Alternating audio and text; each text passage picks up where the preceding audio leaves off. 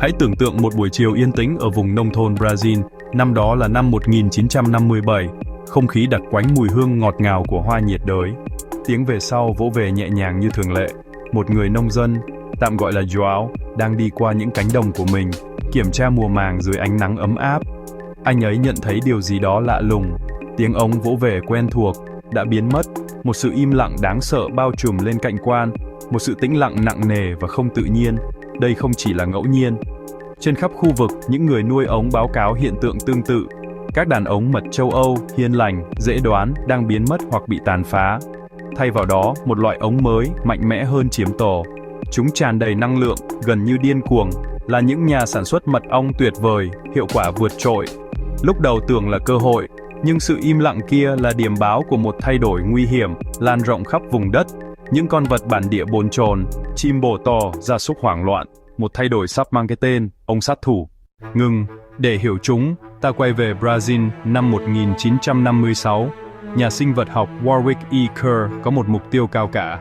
Ông muốn lại năng suất ống mật châu Âu kết hợp khả năng thích nghi của Apis mellifera scutellata trong khí hậu nhiệt đới. Một loài siêu ống cho Nam Mỹ, cách mạng hóa ngành mật ong, tò mò khoa học đi cùng tham vọng kinh tế.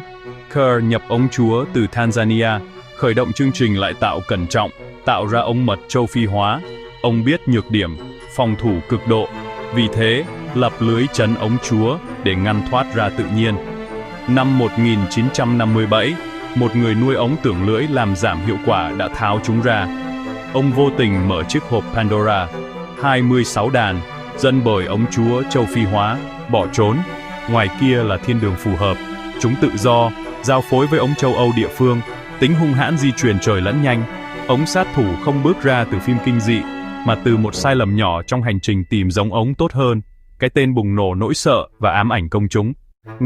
Cần làm rõ, nọc độc ống châu Phi hóa không mạnh hơn ống châu Âu. Một vết đốt của ống châu Phi hóa và một vết của ống châu Âu là tương đương. Điểm khác biệt nằm ở chiến lược và số lượng áp đảo, không phải độc tính từng vết. Ống châu Âu có thể bỏ qua bản ở khoảng cách xa. Ống châu Phi hóa cảm nhận mối đe dọa từ hơn 100 feet và phản ứng chỉ vì rung động máy cắt cổ hay xe chạy ngang. Thay vì vài chục kẽ bảo vệ, chúng phát động tổng lực. Hàng trăm, thậm chí hàng nghìn con tràn ra khỏi tố. Ống châu Âu đuổi 50 mà 100 feet rồi bỏ cuộc. Ống châu Phi hóa có thể truy đuổi đến 1/4 dặm hoặc hơn, tiếp tục đốt, nhắm mắt và mắt. Tính khí dễ kích hoạt, tấn công hàng loạt, truy đuổi không ngừng. Đó là lý do ống châu Phi hóa đáng sợ. Mức độ nguy hiểm là số lượng hơn chất lượng. Khi bị khiêu khích, phản ứng xảy ra ngay. Một con ong gác phát hiện rung động, một cái bóng, một mùi hương. Nó giải phóng pheromone báo động, tín hiệu hóa học lan truyền trong nháy mắt. Hàng ngàn ống phun ra, di chuyển như một thực thể duy nhất, với mục tiêu, vô hiệu hóa mới đe dọa. Đây là tuyên bố chiến tranh. Mỗi con ong sẽ chết sau khi đốt động vật có vú, nhưng số lượng kẻ tấn công là khổng lồ. Nạn nhân nhận vết đốt gấp nhiều lần. Tiếng gầm ống vang như động cơ phản lực bay thấp. Cảm giác như hàng ngàn kim nóng bỏng đâm cùng lúc. Cơn đau tức thời, dữ dội, gây mất phương hướng. Nếu bạn chạy, chúng đuổi theo. Qua cánh đồng, qua rừng, xuống nước. Chúng lượn trên mặt nước, cho bạn ngồi lên, rồi tiếp tục tấn công. Hàng trăm đến hàng nghìn vết đốt, khoảng 10 vết đốt mỗi pound có thể chịu. Vượt ngưỡng, nóc gây sốc phần vệ, viêm nắng, suy thần, ngừng tim. Sự giận dữ bầy đàn, một khi giải phóng, gần như không thể ngăn. Từ năm 1957, chúng lặn đến Argentina rồi vượt Trung Mỹ, Mexico, vào Mỹ tại Texas năm 1990, mở rộng khắp miền Nam Hoa Kỳ. Làm nông, đi bộ đường dài, cắt cổ trở nên rủi ro hơn ở vùng có đàn ống hoang. Hàng trăm cái chết được quỹ cho các cuộc tấn công trên khắp châu Mỹ, người già và trẻ em đặc biệt dễ tổn thương. Động vật nuôi thường không thể thoát, nhất là khi bị rào hoặc buộc. Một tổ ong gân chuồng có thể là án tử. Thiệt hại sinh mạng và kinh tế nặng nề, cả đàn giảm đạp hoặc bị đốt đến chết đã xảy ra. Trong tự nhiên và nông trại, chúng cạnh tranh hung hãn, thay thế đàn ống châu Âu hiền lành vốn quan trọng cho thu phần thương mại từ hạnh nhân đến táo. Dù thu phần tốt, bản chất hung hãn khiến chúng cực khó quản lý, tạo thách thức lớn cho ngành nuôi ống và an toàn cộng đồng. Ở Texas, ông Larry Goodwin dùng máy kéo dọn bụi rậm, vô tình quấy rầy đàn ống làm tò trong chuồng gà cũ. Bầy ống lập tức bao vây, ông cố chạy về phía ao, nhưng quá nhanh, quá hung dữ, gia đình không thể tiếp cận.